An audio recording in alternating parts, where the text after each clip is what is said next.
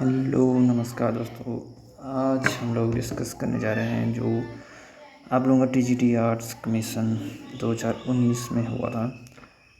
दोस्तों TGT arts का जो क्वेश्चन पेपर हम लोगों ने एनालाइज किया हुआ है 2019 का, उसके अंदर कौन से पोर्शन से कितने क्वेश्चंस आए हुए थे, तो वो हम लोगों ने आप लोगों को यहाँ पे बताने के लिए इस वीडियो को बनाया हुआ है। तो बाकी दोस्तों, जो क्वेश्चन पेपर एनालाइज करना होता है बहुत ज़्यादा इम्पॉर्टेंट पार्ट होता है किसी भी एग्ज़ाम को क्वालिफाई करने के लिए, क्योंकि अगर हम लोगों को पता ही नहीं होगा कि किस प्रकार से क्वेश्चन आए होते हैं, किस लेवल के क्वेश्चन आए होते हैं और कितने क्वेश्चन हम लोगों को किस पोर्शन में देखने को मिलते हैं, यानी कि हम लोगों को अगर ये पता है कि हम लोगों ने क्या पढ़ना है, ये तो अच्छी बात है, लेकिन हम लोग को ये भी पता होना चाहिए कि हम लोगों को क्या नहीं पढ़ना है।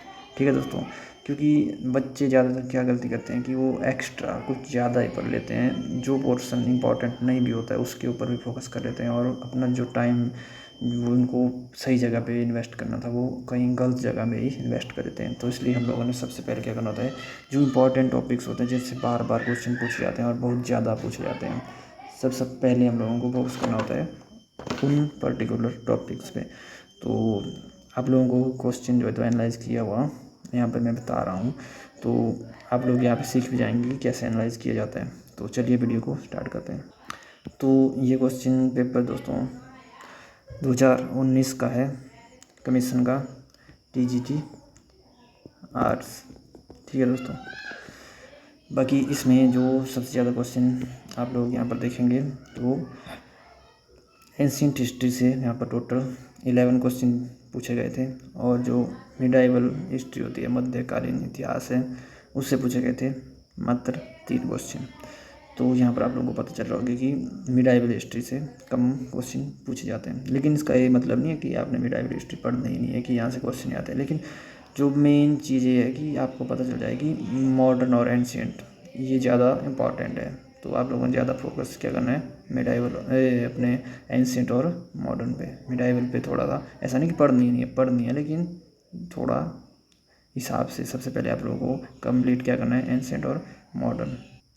इसके बाद मॉडर्न हिस्ट्री से आप लोगों से पूछे गए थे 14 क्वेश्चन। और दोस्तों जो जियोग्राफी है बहुत बड़ा लंबा चौड़ा टॉपिक होता है, लेकिन इंटरेस्टिंग भी बहुत होता है, क्योंकि हिस्ट्री से अगर कोई इजी क्वेश्चन मतलब आपका पार्ट होता है, तो हिस्ट्री के बाद अगर आप लोग चाहेंगे किसी को पढ़ना, तो मैं रेकमेंड करूँगा कि आप लोग हिस्ट्री के बाद जियोग्राफी पढ़ें, या तो आप जियोग्राफी से भी स्टार्ट कर सकते हैं अपनी स्टडी को, क्योंकि जियोग्राफी दोस्तों इंटरेस्टिंग टॉपिक होता है, बहुत ज़्यादा मज़ा आता है इसको पढ़ने में। तो इसमें देखिए क्वेश्चन भी खूब सारे पूछे गए थे ठीक धमाकेदार तरीके से। यहाँ पे अकेले जियोग्राफी से 13 क्वेश्चन पूछे गए थे। और इसके बाद दोस्तों इंडियन पॉलिटी भी एक अंडरस्टैंडिंग का है, ये आपको पढ़ के ही करना पड़ता है, मतलब इसमें कोई ज़्यादा अब क्या बोल सकते हैं उसको, इसमें चीज़ें आप लोगों को समझनी पड़ती हैं और ज़्यादातर चीज़ें आप लोगों को रटनी पड़ती हैं, क्योंकि इसमें कुछ एक चीज़ें ऐसी होती हैं जो मतलब आपको याद ही नहीं होंगी, और कुछ एक चीज़ें मतलब कंफ्यूज करने वाली होती हैं। तो ये आपको ज़्यादातर, मुझे तो ऐसा लगता है क्योंकि मैं पढ़ता हूँ तो मुझे तो रटना ही पड़ता है। तो आप लोग इसको देख सकते हैं, इसमें भी क्वेश्चन बहुत ज़्यादा पूछे गए थे। 17 क्वेश्चन यहाँ पे पॉलिटी से आए हुए थे। और जो इकोनॉमिक्स है दोस्तों, इकोनॉमिक्स का जो पार्ट है ये भी इम्पॉर्टेंट है, लेकिन हम लोग इसमें थोड़ा सा स्किप कर देते हैं इसको, मतलब पढ़ते नहीं हैं। लेकिन इसमें भी 9 क्वेश्चन दोस्तों, कम नहीं होते हैं 9 क्वेश्चन, इसके लिए आपको इकोनॉमिक्स पे भी ध्यान देना होगा।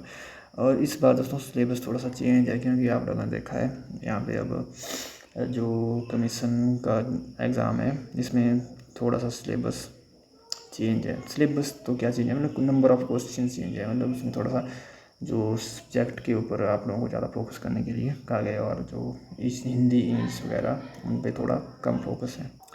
और यहाँ पे जो HPG के है इसमें आप लोगों से 17 क्वेश्चन पूछे गए थे। और जो CDP चाइल्ड डेवलपमेंट है पेडागोजी है, उससे आपके 13 क्वेश्चन पूछे गए दोस्तों, ये भी काफ़ी ज़्यादा होते हैं।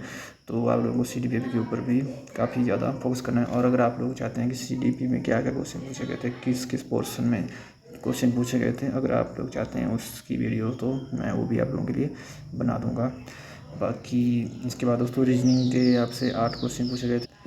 रीजनिंग ज़्यादा टफ नहीं होती है, मतलब आपको पता है बिल्कुल नॉर्मल सी रीजनिंग होती है इसमें। तो रीजनिंग पे आपको बस ज़्यादा टाइम तो नहीं करना है वेस्ट, लेकिन आप लोगों को ऐसा मतलब टच में तो आपको रहना है। ये रीजनिंग आपको ऐसा नहीं कर सकते कि आप लोग बिना पढ़े चल जाएँ, थोड़ा सा आप लोगों को हाथ पैर मारने ही पड़ेंगे। और करंट अफेयर में दोस्तों 15 क्वेश्चन, बहुत ज़्यादा क्वेश्चन पूछे गए थे यहाँ पे करंट अफेयर से। तो आप लोगों को लास्ट 6 मंथ के ज़रूर देख लें आपको, ठीक है। और इसमें 20 क्वेश्चन आपसे इंग्लिश के पूछे गए थे, 20 क्वेश्चन आपसे हिंदी के पूछे गए थे, और साइंस के 10 क्वेश्चन। साइंस भी दोस्तों काफ़ी ज़्यादा यहाँ पर पूछा गया था। और जैसे आप लोग देखेंगे रीजनिंग से ज़्यादा ही पूछा गया था आपका साइंस। यहाँ पर इकोनॉमिक्स के 9 और आपका जो साइंस है इसके 10 और 9 पूछे गए थे,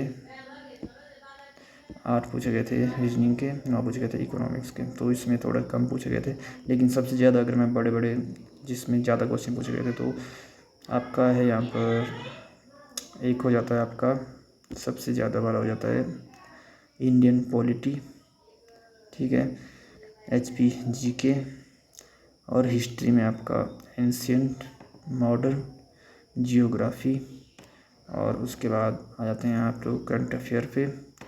और 2020 हिंदी इंग्लिश है तो आप लोगों को सब्जेक्ट पढ़ना ही पड़ेगा। और CDP को भी आप लोग इग्नोर नहीं कर सकते। ये टॉपिक्स कुछ ऐसे हैं कि मतलब आप लोग इनको बिल्कुल भी इग्नोर नहीं कर सकते। बाकी ठीक है दोस्तों, मैंने आप लोगों को बता दिया कि इतने क्वेश्चन कहाँ से पूछे गए थे। अब आप लोग खुद समझदार हैं, आप लोग समझ जाएंगे कि कहाँ पे आप लोगों को पकड़ अपनी मजबूत रखनी है। बाकी ठीक है, आप लोग कमेंट सेक्शन में बताना कि आप लोगों को वीडियो कैसी लगी। अगर आप लोग चाहते हैं कि कुछ और चीज़ें मैं आपको बताऊं तो आप प्लीज़ बता देना कि आप लोगों को किस चीज़ के ऊपर वीडियो चाहिए। बाकी मिलते हैं अगली वीडियो में, तब तक के लिए जय हिंद, नमस्कार।